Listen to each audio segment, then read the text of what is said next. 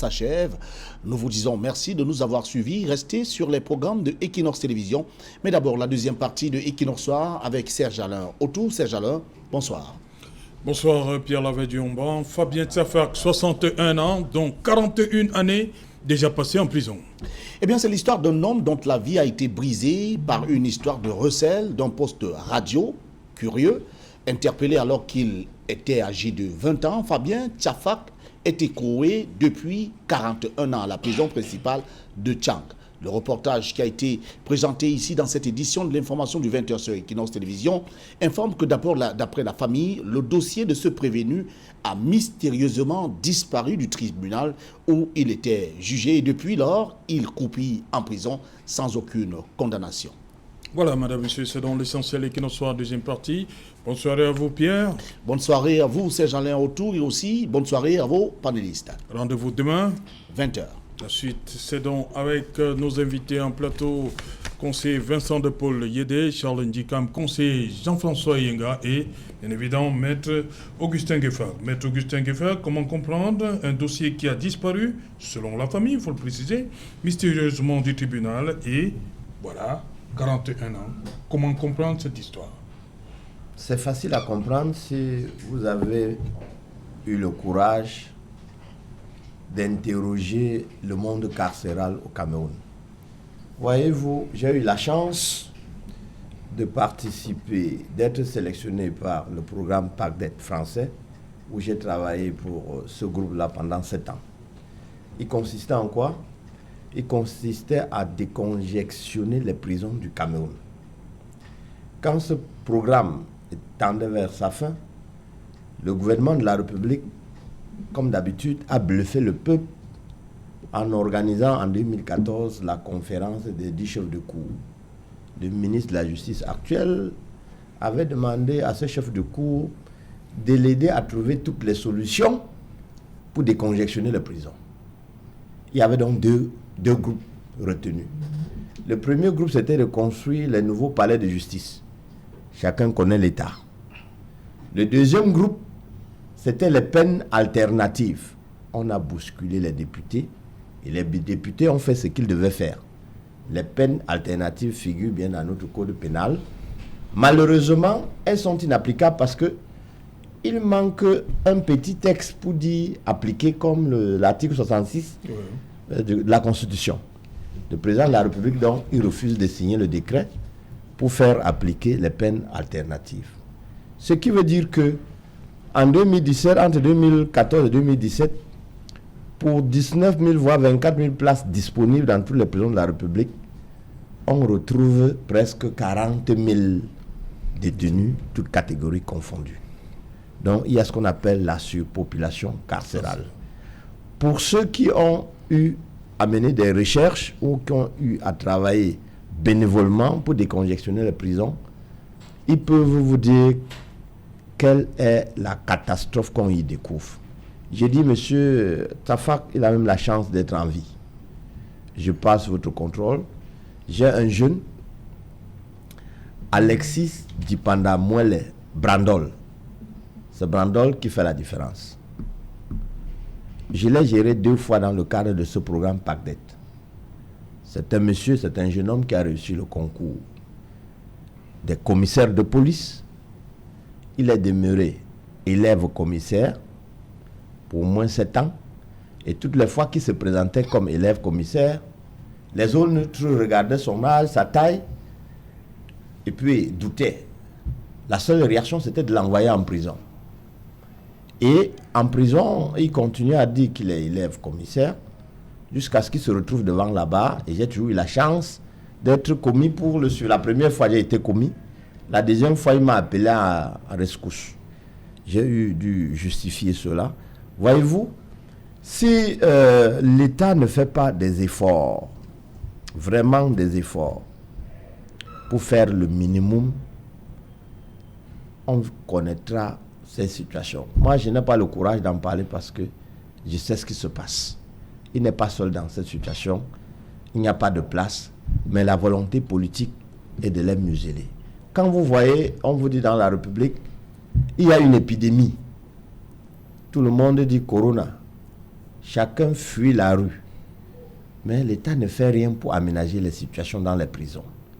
Avec cette surpopulation carcérale.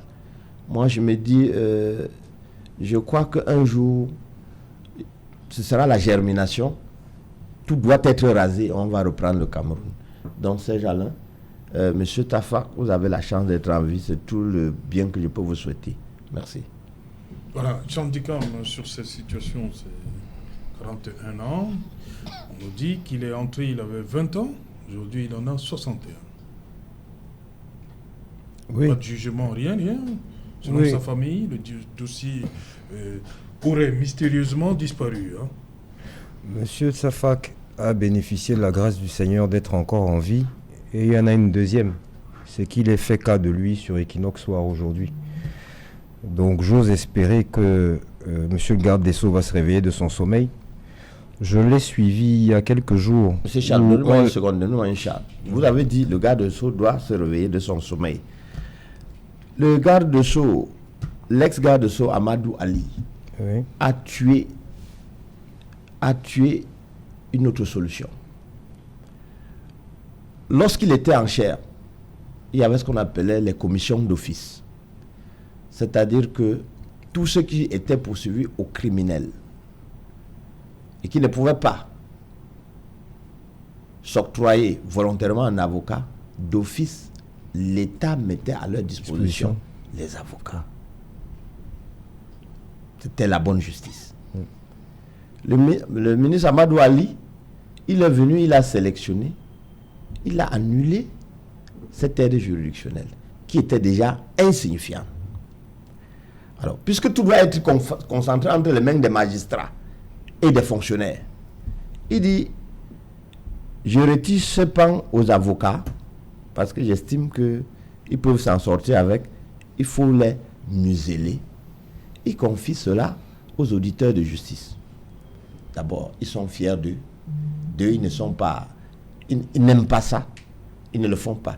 Trois, il réduit le quantum de cette aide juridictionnelle. Il dit, si on t'accuse pour assassinat, à ce moment, l'État peut t'aider.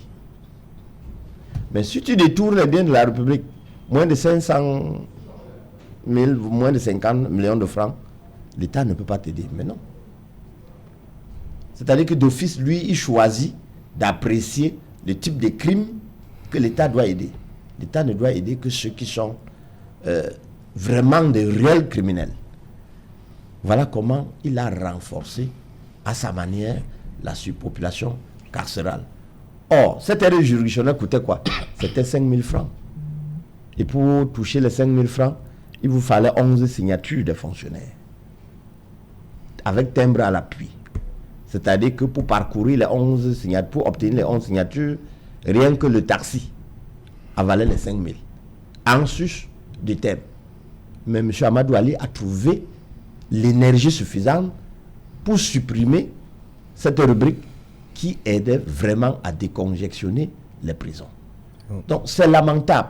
C'est pourquoi nous disons il faut les états généraux de la justice pour qu'on dise les choses telles qu'elles doivent être dites. On a commencé par gérer un peu conférence pour le Grand Nozo, même si ça ne dit rien. Même pour les autres départements, il faut vraiment les états généraux. Parce que tout est pourri. Merci. Oui, je vais reprendre. Bon, M. Amadou Ali perd son âme est parti, donc on va mettre de côté. Mais vous parliez tout à l'heure de 2014. Oui. C'était déjà le garde des Sceaux actuel. Non, je dis bien, 2014, c'est pour les peines alternatives et la Oui, construction. non, je veux dire que celui qui est là aujourd'hui était déjà là en 2014. Bien sûr.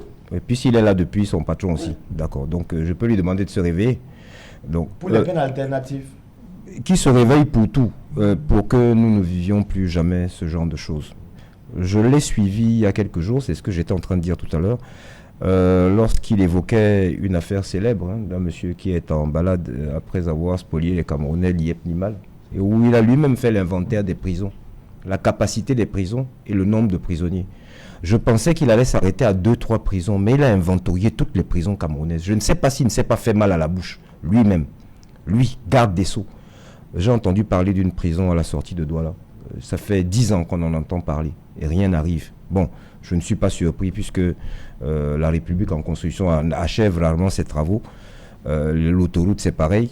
Comme ce soir, c'est un peu consensuel, on va éviter d'entrer dans ça, sinon on ne va pas s'en sortir. Ce que je veux dire, qu'est-ce qui empêche, par exemple, que des procureurs, de la même manière qu'ils vont dans les commissariats de police, ou sont supposés y aller, vérifier les mains courantes, pourraient se rendre une fois tous les 15 jours, une fois toutes les 3 semaines, dans les prisons, pour justement que ceux-là qui se retrouvent dans ce type de situation puissent leur rappeler leur présence là-bas et que diligence soit faite. Je veux dire, il est impensable. Ce monsieur est en droit de se retourner contre l'État du Cameroun. 41 ans sans condamnation, c'est un véritable scandale. J'ose espérer donc que ce soit monsieur le ministre garde des Sceaux, Laurent Esso, ou un de ses collègues qui serait par hasard devant la télévision ce soir, j'ose espérer que d'ici vendredi, que Serge Alain tienne sa dernière émission de la semaine, les Camerounais seront heureux de savoir ce monsieur dehors et qu'on le verra, mais vraiment qu'on le verra à la télévision. C'est impensable, c'est absolument impensable dans un pays où d'autres voleurs se pavanent à la présidence de la République. C'est impensable, c'est absolument impensable. Donc vous savez, 41 ans, sur les 60 qu'il a aujourd'hui, 61 ans, il est entré, il n'était pas majeur, il est maintenant 61 ans. Troisième âge. C'est le troisième âge. Sauf que Serge Alain, les décisions de justice, de la contradiction n'est la vérité. Je parle sous le contrôle de Maître Ngefak. Oui. C'est pour ça que je me réserve un peu de prendre position. Il n'y a pas eu de décision, M. Inga. Donc ton postulat est faux. Là, il n'y a même pas de décision, il n'y a pas de condamnation. Ce que l'interviewé dit, et le frère du monsieur, et ce que nous pourrions voir, il y a un fossé. C'est pour ça que je me réserve de dire. Mais s'il faut s'exprimer comme si cela était la réalité, je dirais que ce monsieur a plutôt subi une injustice qui nécessite d'être corrigée.